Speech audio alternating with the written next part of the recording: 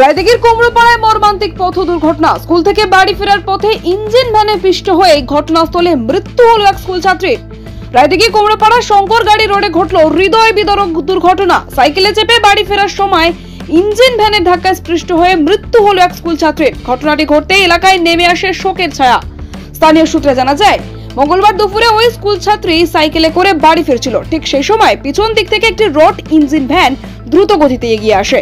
পিছনে ছিল একটি পাথর ভর্তি ইঞ্জিন ভ্যান। আচমকা রড বোঝাই ইঞ্জিন ভ্যানটি ছাত্রীর সাইকেলের পিছনে ধাক্কা মারে।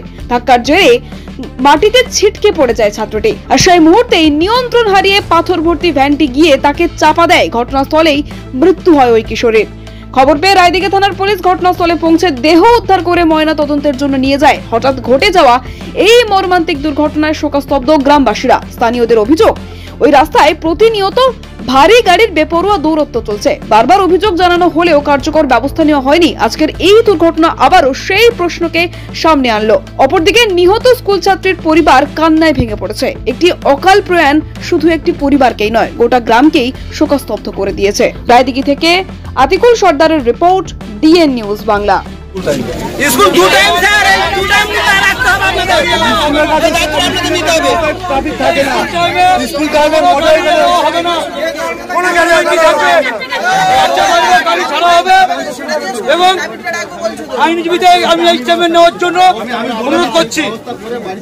রাস্তা থেকে কিছু আমরা করব। স্কুল টাইমে যেমন আছে মোটেই থাকে না, কোনদিন দেখি সমাজের লোক আছো তাহলে হ্যাঁ, তাহলে তুমিও তো আছো আমার সাথে, তোমাকেও থাকতে হবে।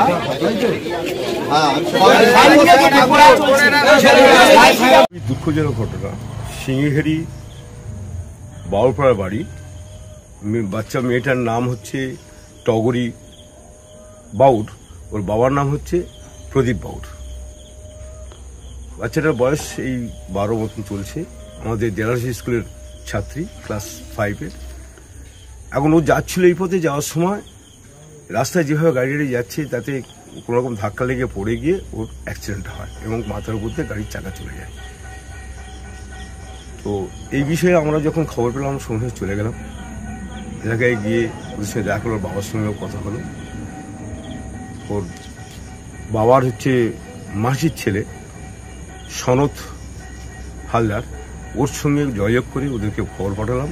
আমার এমএলএ সাহেবকে খবর দিলাম, এমপি সাহেবকে খবর দিলাম। ওনারা আমাকে বললেন যেহেতু পরিবারটা খুবই গরিব, অতএব ওর পোস্টমর্টেমের সমস্ত রিপোর্ট সরকারের করার এমএলএ দায়িত্ব নিয়েছেন যে টোটালি ওনার সঙ্গে হেল্প করবে এবং যাতে ওই পরিবারটা